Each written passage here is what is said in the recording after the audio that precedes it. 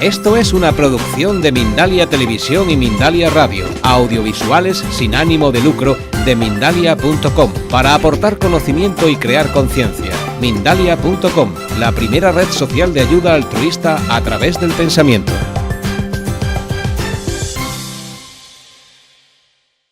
Ya en el pasado nos ocurrió que hemos confundido a estos seres como dioses o enviados de los dioses. Aquí estamos viendo una tabla de origen sumerio, que es una de las favoritas de aquellos teóricos de las conspiraciones o de los antiguos astronautas.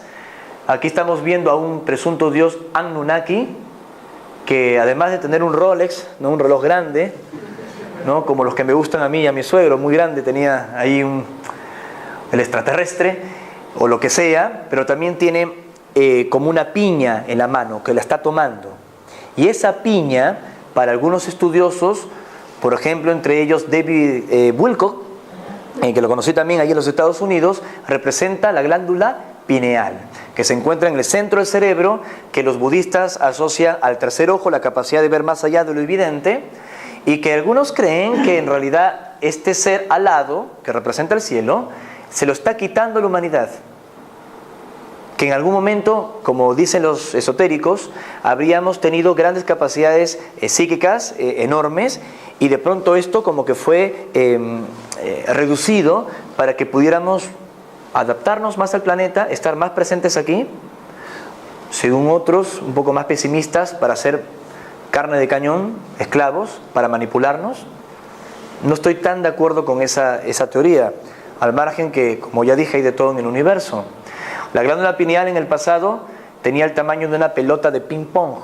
Hoy por hoy tiene el tamaño de un garbanzo. O sea, es mucho más pequeña. Parece que en lo que a materia de facultades psíquicas y la glándula pineal se refiere, el tamaño allí se importa, ¿no? Porque en ese momento se cree que teníamos grandes capacidades psíquicas. ¿Qué decirles? Yo nací en un país maravilloso. Un país en donde crecimos con las líneas de Nazca, con el lago Titicaca, con Machu Picchu, el Cusco.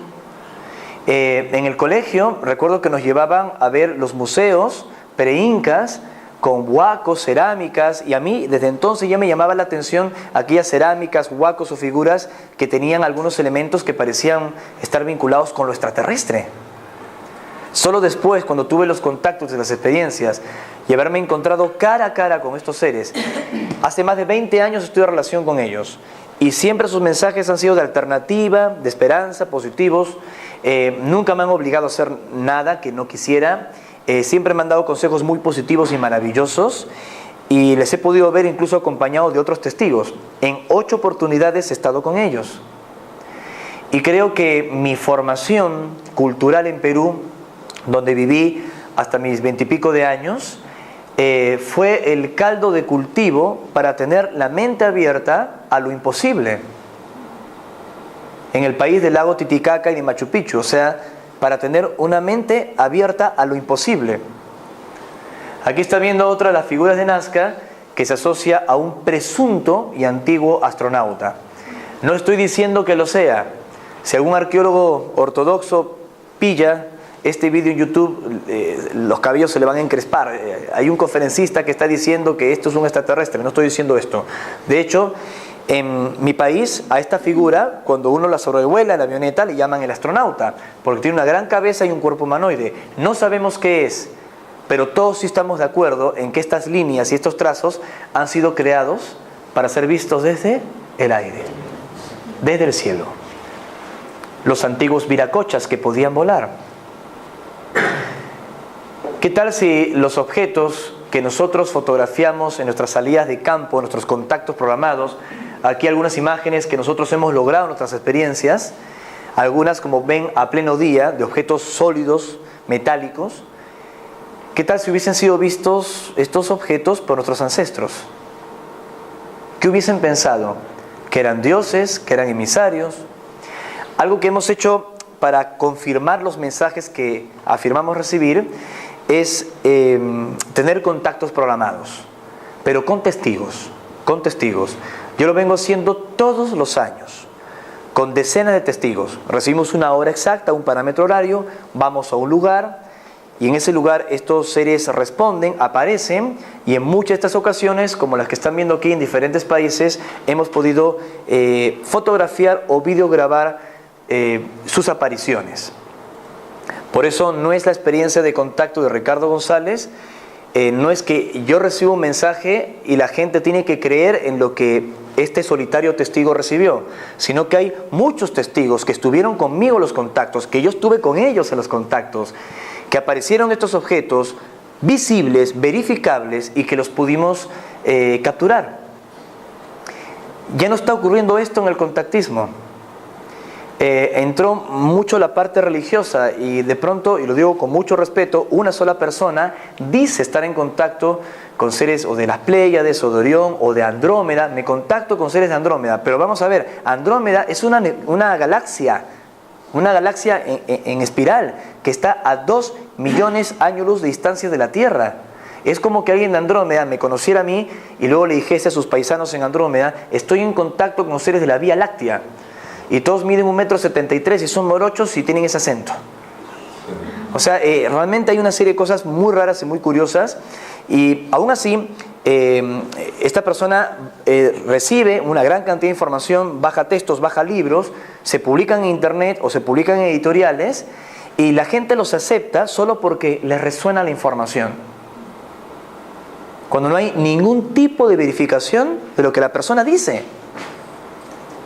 Puede venir una persona y decirles que recuerda todas sus vidas anteriores o que vivió en Ganímedes, y la gente se entusiasma y lo cree, y no tiene ningún tipo de verificación de esto. Yo sé que en estos asuntos en los que nos movemos, lo más importante es el mensaje, que lo más importante es lo que te toca. Pero volviendo a la reflexión anterior, cuando no hay ni siquiera un indicio de responsabilidad que verifique lo que afirmas estar viviendo, todo se transforma en un acto de fe. Y cuando todo se transforma en un acto de fe, estamos creando como nuevas religiones. Creo que ya tenemos demasiadas para crear una más, y en torno a extraterrestres o a místicos o a gurúes. Tal vez no estén de acuerdo conmigo, pero si algo he aprendido en estos años es que yo soy uno más de los que comparte estos temas, y que no estamos en épocas de estar formando grupos o seguidores, sino más bien conciencias libres y despiertas. Es lo que humildemente intento hacer. Hace poco en Ecuador tuvimos otro avistamiento que pudimos captar con gente muy querida de Quito, en la mitad del mundo, y recientemente, estamos hablando para el solsticio, hicimos un taller encuentro en Monte Perdido, en España, donde participaron cerca de 180 personas de diferentes lugares de España y también de Europa. Los hermanos mayores nos habían dicho que iban a estar con nosotros, aunque no se trataba de un contacto programado, como los que hemos hecho en otros países. Fuimos en realidad a Monte Perdido para hacer prácticas de concentración, meditación, y para utilizar el lugar como una plataforma de luz, ya que tiene un gran magnetismo. ¿Y dónde está el Monte Perdido? En los Pirineos, entre España y Francia, para irradiar justamente España y Europa. ¿Por qué? Porque los extraterrestres nos dijeron en los mensajes que afirmamos recibir, y que ustedes luego los analizarán y los podrán cuestionar y sacar sus propias conclusiones, que este año era muy importante para evitar ciertos eventos de tensión que podrían originarse en Medio Oriente y en Europa. Nos hablaron particularmente de Rusia.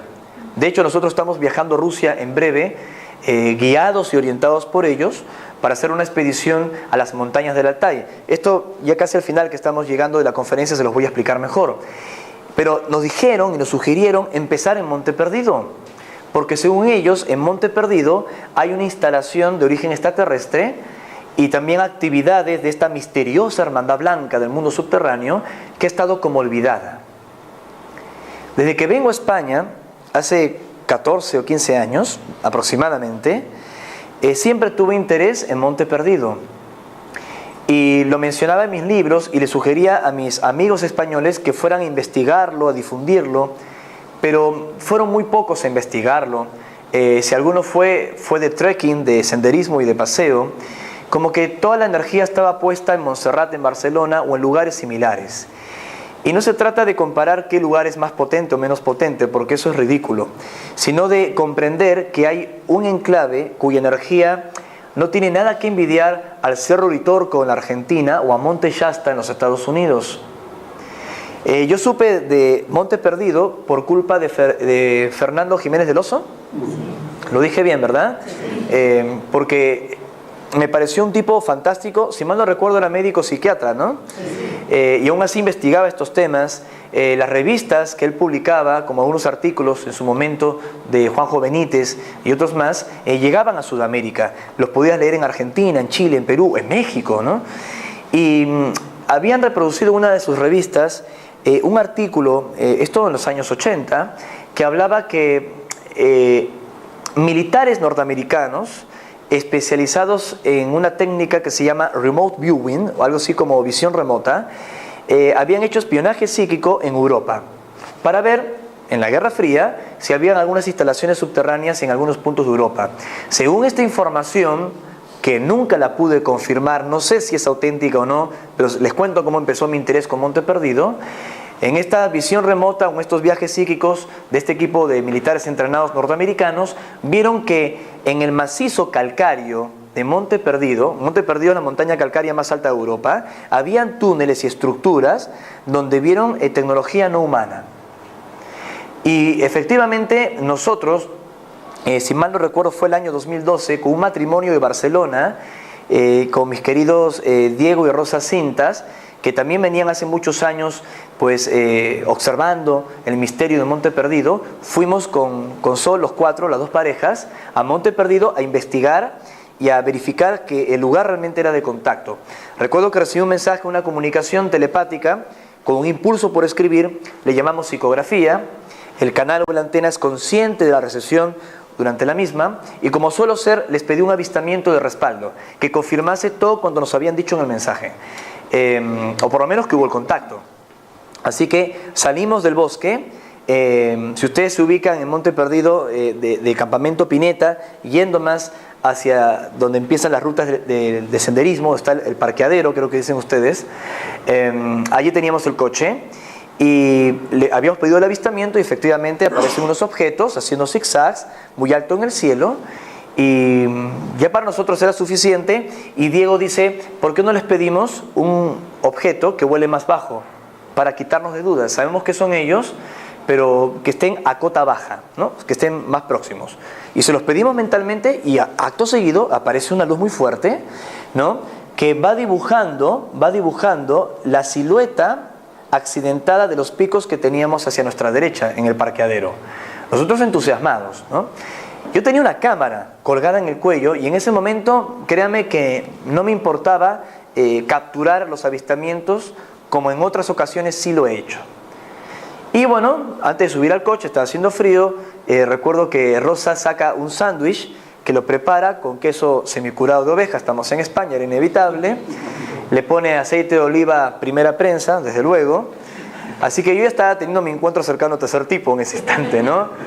Y se los cuento porque no estábamos en Flor de Loto meditando, estábamos disfrutando ese sándwich, y de pronto se ilumina todo. Yo lo primero que pienso es, hay un coche que debería apagar las luces fuertes del automóvil y nos está iluminando a todos.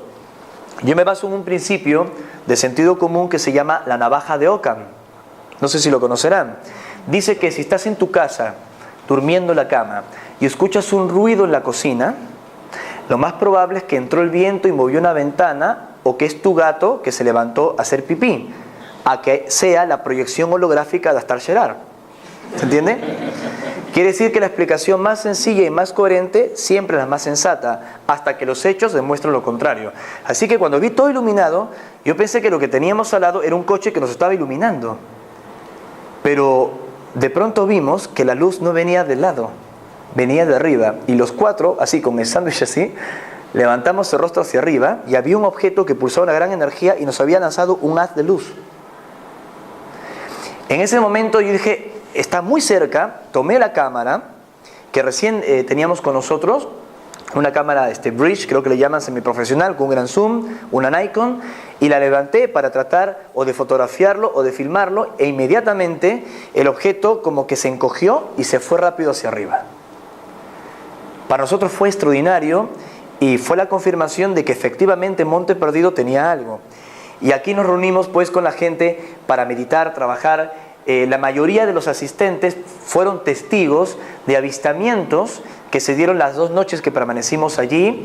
Lo interesante es que algunos de estos avistamientos, fíjense de que yo le pregunté a la gente que tenían cámaras, algunos filmadoras, si durante los avistamientos nocturnos, los que los llegaron a ver, que fue la gran mayoría, porque habían otros que estaban en meditación y están con los párpados cerrados, porque lo digo por uno de ellos que está acá, porque justamente durante las meditaciones, eso fue lo más interesante, durante las meditaciones, cuando estamos practicando y trabajando, es que los avistamientos se acentuaron. Y hubo uno de ellos muy bonito, yo apenas lo vi, pero la gran mayoría del campamento lo vio, que aparece un objeto muy luminoso, como que acelera y desacelera, y uno de los miembros del equipo que estaba con nosotros toma un rayo láser, esos de observación astronómica, apunta al objeto y ni bien lo toca con el láser, el objeto se hincha y le responde en 2 ocasiones. Nosotros teníamos un software, un programa que llevamos con nosotros cargados en el teléfono móvil, donde nos dice el paso de los satélites, de los iridios y de la Estación Espacial Internacional. Obviamente, solo con una visión entrenada, uno puede distinguir un objeto nocturno de un avistamiento auténtico, pero por las dudas llevamos todo esto, así que tenemos muy verificadas las experiencias. Y también se pudieron captar a pleno día, les muestro 2 fotografías, otros objetos interesantes a la distancia. Esta la tomó Josep Thomas de Barcelona, y a la distancia se ve un objeto tubular que es sólido, tiene energía, tiene luz. Lo hemos estudiado antes de mostrarlo. Podría tratarse de una nave nodriza a distancia. Y las naves nodrizas solo se encuentran en la atmósfera, en lugares donde tendrían bases o instalaciones. Curiosamente, al día siguiente, un querido amigo, Eric Schoren, capturó otro objeto tubular en el cielo, cuando ya el cielo estaba nublado, y se puede calcular que sus dimensiones son importantes, porque está en medio de esas nubes que están detrás de los picos, y en primer plano se encuentran las hojas. Por si algún despistado dice que es un insecto o algo así. ¿Y fue en esa fecha? Y claro, fue el día siguiente. O sea, vuelvo atrás. Esto fue el 21 de junio y al día siguiente un objeto similar, tubular, capturado por otro testigo en Monte Perdido. Esto ha generado tal interés en España que van a ver que diferentes grupos espirituales, esotéricos, místicos, inspirados en la experiencia que nosotros hemos hecho por primera vez en la historia de Contacto de España Monte Perdido, ya están organizando encuentros en agosto, otro en septiembre, de diferentes grupos, ¿no? Hoy me comentaron que el grupo Harwitun, creo que se llama, está organizando un encuentro ya para agosto Monte Perdido. De hecho, algunos de Harwitun estuvieron con nosotros en el encuentro que hicimos en Monte Perdido. Y esto lo debo reconocer, vino Red Ibérica de Luz, o sea, muchos grupos espirituales o de investigación, o hasta personas que no tenían nada que ver con el tema, acudieron y participaron de todo esto y se fueron muy contentos, muy felices de la experiencia. Los contactos nuestros, lo he explicado varias veces, pero les hago una síntesis, para adecuarnos y conectarnos con los tripulantes de estas naves, lo hemos hecho a través inicialmente de portales interdimensionales. El término se denomina Sendra, un término que fue acuñado por los hermanos Carlos y Sisto Paz Wells, los que crearon el hoy disuelto Grupo Rama. Disuelto como organización, pero la dinámica de sus reuniones y experiencias se mantiene hasta el día de hoy. Ustedes saben que las experiencias de Rama se hicieron muy conocidas por JJ Benítez.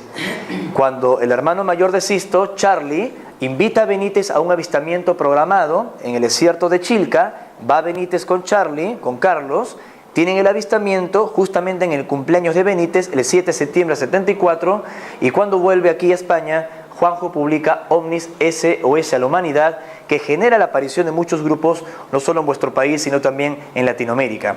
Y allí se populariza la experiencia de los Sendras, que son portales de mucha luz, de mucha energía, donde el testigo ingresa en el portal y puede ser trasladado en experiencia holográfica ante la presencia de estos seres extraterrestres. Así es como hemos conocido la apariencia que ellos tienen, de un aspecto muy humano, Con el ser que tengo mayor interacción o contacto dice llamarse Antarel. Es un ser de unos 2,70 metros de estatura, de aspecto nórdico, que como ya adelanté se comunica mentalmente. Soy uno de tantos testigos que le ha visto, y Antarel nos ha permitido invitar, como también mencioné, a diferentes testigos a los avistamientos programados. Lo hemos hecho todos los años, y en mi caso personal, en 4 de esas ocasiones lo hemos hecho con investigadores o periodistas, para que ellos puedan venir como fiscales y puedan observar y testificar que a la hora que les anunciamos aparecían estas naves tal y como Antarel nos había dicho. Ustedes recordarán, si es que siguen un poco mi trabajo por las páginas de internet o mis publicaciones, que el año pasado hubo un hito en el contactismo porque invitamos a Monte Shasta, norte de California, al doctor Michael Salla. Michael Salla, PhD en ciencias políticas, de origen australiano, nacionalizado norteamericano, fue asesor en resolución de conflictos del gabinete del presidente Ronald Reagan. Luego se alejó del gobierno norteamericano y empezó a investigar el fenómeno de los ovnis. Es uno de los padres del movimiento exopolítica. Yo había tenido un contacto físico el año 2012, la última vez que vi materialmente a Antarel, en los Estados Unidos, también en Monte Shasta. Y Salla había publicado en inglés mi experiencia y me dijo que diera algún tipo de corroboración, de información adicional del testimonio nuestro. Y Giorgio Piacenza, un investigador ovni que ya mencioné, me dice: ¿por qué no invitas a Salla a un contacto programado en los Estados Unidos? Algo que nunca antes se había hecho. Siempre hemos invitado o a investigadores o a periodistas, o les hemos anunciado de la aparición de las naves, o en Perú, o en Argentina, o en otros países de Latinoamérica, pero no dentro de los Estados Unidos y no con un investigador de la talla de Michael Salla en habla inglesa. Sinceramente, en un primer momento tuve miedo. Dije, si lo hago y no ocurre nada, todo el trabajo que hice durante 20 años entraría en cuestionamiento, entraría en duda. ¿Pero por qué tengo miedo? No pierdo nada con consultarlo. Llegó un mensaje que recibí a inicios de ese año en Paraguay, durante un taller seminario de meditación. Antarel me dice que no tuviese miedo, que se presentarían de manera concreta ante Michael Salla, que la coordenada era el 3 de agosto entre las 9 y las 10 de la noche al pie de Monte Shasta, que hiciera la invitación. Fue nada más eso. Y yo, convencido del mensaje de Antarel, del extraterrestre que está en contacto conmigo, al viaje siguiente, que estuve en Chile en un programa muy visto que se llama Mentiras Verdaderas, está colgado en YouTube, lo pueden ver, anuncié allí en la televisión, en el canal La Red a nivel nacional, que Michael Salla iba a ir a un contacto programado con nosotros en Monte Shasta.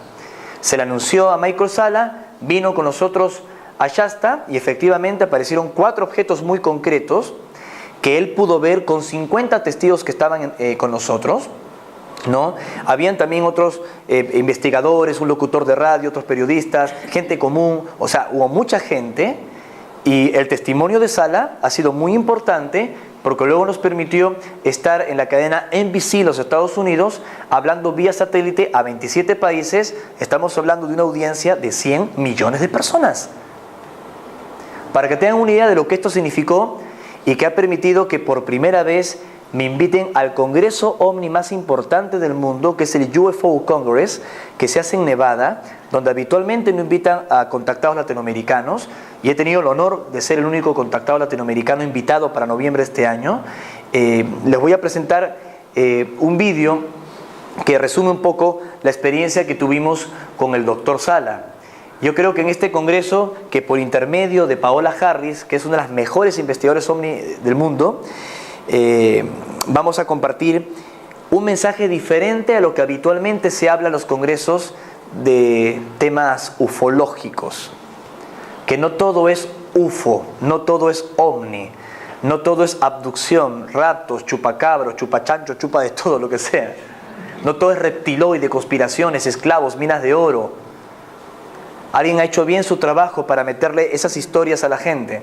Está bien informarse, pero no inundarse. Hay de todo, pero no exagerar en esas cosas. Voy a hablar de lo bueno, de la otra parte, de lo que me cambió la vida, de un mensaje que es de cambio y de alternativa.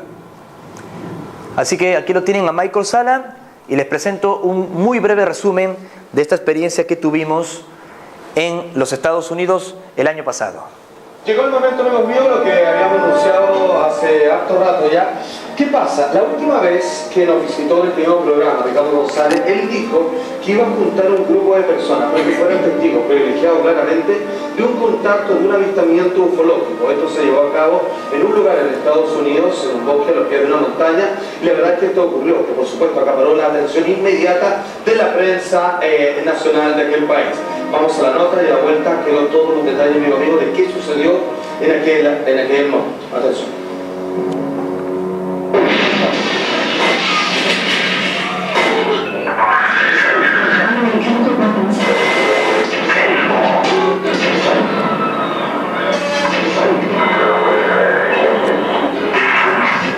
Son miles los avistamientos de ovnis anualmente en el mundo, pero ¿me creería si les cuento que existen personas que pueden hacer encuentros programados por extraterrestres?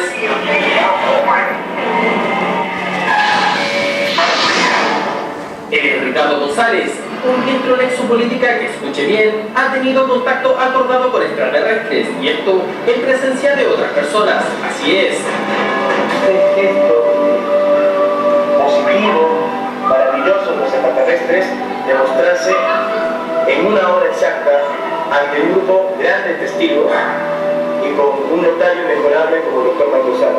Y también les quiero agradecer por haber sido valientes. Las imágenes que usted está presenciando corresponden a la evidencia que registró González el 3 de agosto de 2013, donde reunió a más de 50 testigos del volcán Mount Shasta de Estados Unidos. ¿Ves cómo se mueve, no? Uy, qué a ver cómo se fue. Esto cuando apareció el primer objeto que estaba lejos, que no se ve nada porque estaba muy oscuro. En la siguiente se ve mejor. Ya lo hizo. Los avistamientos ocurrieron entre las 20 y 22 horas, tal cual lo anunció el doctor. Este es un objeto cilíndrico que estuvo estacionado en el cielo, que se pudo fotografiar durante los avistamientos.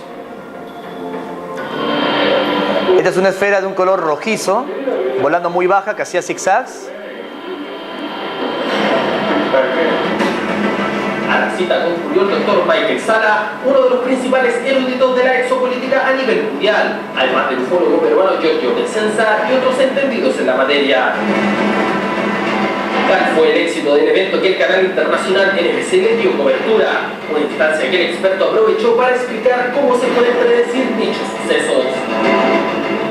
¿Cómo es que entonces tú logras contactarte con ellos? ¿Cómo es que tú hablas con ellos? ¿Qué es lo que te dicen? ¿Hay algún mensaje que tienen para la humanidad? Ellos tienen un protocolo de acción que les impide mostrarse abiertamente, me refiero oficialmente, pero hemos recibido mensajes que nos han podido anunciar a investigadores, a periodistas, de hecho también con periodistas de varios países, para que puedan participar de estos contactos programados. Entonces ellos no vienen con malas intenciones. Si llegasen con malas intenciones, hace tiempo nos hubiesen hecho daño, nos hubiesen lastimado. ¿Será cierto que no estamos solos en el universo? Es probable que seamos observados por otros seres aún desconocidos. Algunas imágenes que aparecen en este especial de TV son nuestras, no todas, algunas. No está en la mejor resolución, pero para que tengan una idea, aquí se ve mejor la forma de los objetos esféricos que se mostraron durante la experiencia. Lo que es muy curioso que estas imágenes fueron captadas por la gente, porque Michael Sala y Piacenza se olvidaron una cámara específica para poder captar estos objetos, porque ese día había muy poca luz, era casi luna nueva, había muchas estrellas y el cielo estaba muy oscuro, había una visibilidad extraordinaria para objetos luminosos, pero ustedes saben que las cámaras, cuando están fotografiando, filmando objetos en una noche cerrada, la luz se filtra y no se captan los detalles. Así que si esto se captó con imágenes capturadas por teléfonos móviles, por cámaras convencionales, ustedes imagínense lo contundente y lo extraordinario que fue. Tanto así de que hubo interacción entre los objetos que se encendían, se apagaban en varias ocasiones de acuerdo a lo que uno les decía a viva voz durante la experiencia. Obviamente que esto motivó muchísimo a Sala para contar su historia. Ustedes sabrán que luego de este contacto en los Estados Unidos, nosotros hicimos otro encuentro programado, pero esta vez no ante periodistas, sino ante la gente común, abierto también. Esto fue en Talampaya, en la Argentina. El objetivo de este encuentro era hacer prácticas de concentración, meditación, para que la energía de la gente pudiese afectar ciertos acontecimientos planetarios. Algunas personas se burlaron de nosotros.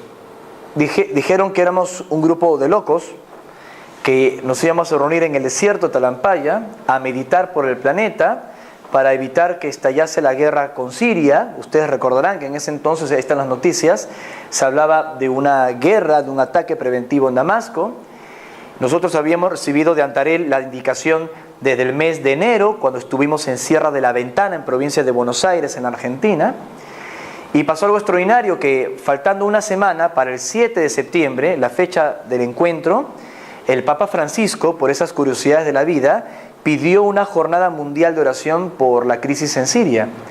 Así que ya no solo fuimos nosotros los que nos reunimos en Talampaya, sino miles de personas en todo el mundo que se sumaron a este pedido, y efectivamente todas las prácticas de concentración, meditación, en un lugar de poder que todo lo amplifica, como fue Talampaya, evitó que ocurriese esta circunstancia.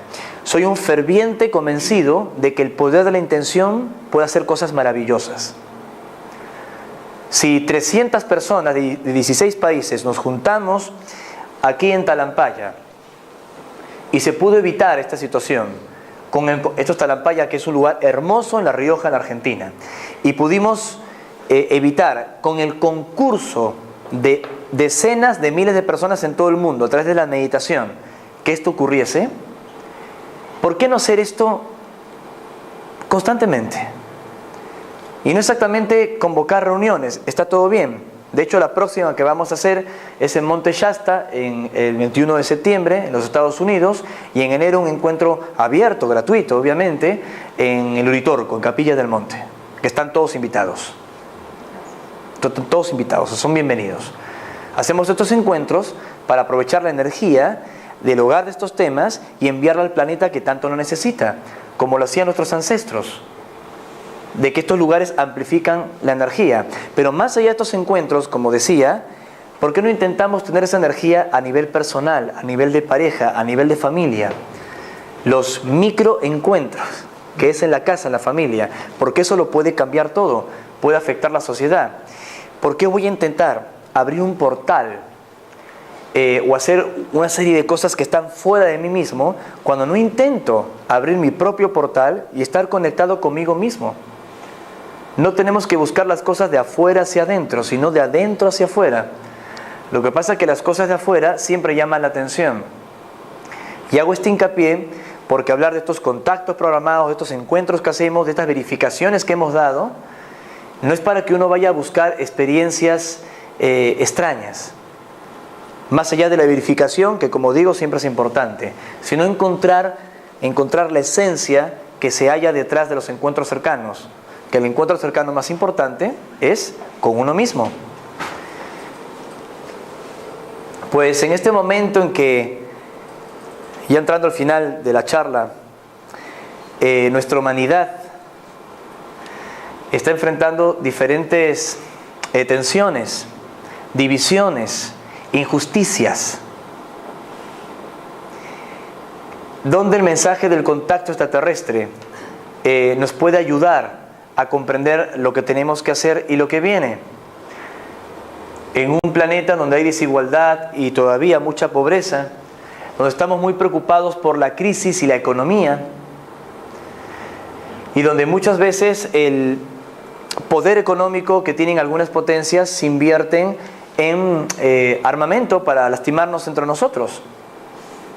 Como por ejemplo esta compañía privada, como es Raytheon, que tiene un gran arsenal de tecnología militar, como una compañía privada que en su momento fue dueña, no sé si lo sigue siendo, del controvertido proyecto HAARP de Alaska, que según se dice se quiere desmantelar, porque tienen uno mejor seguro, ¿no?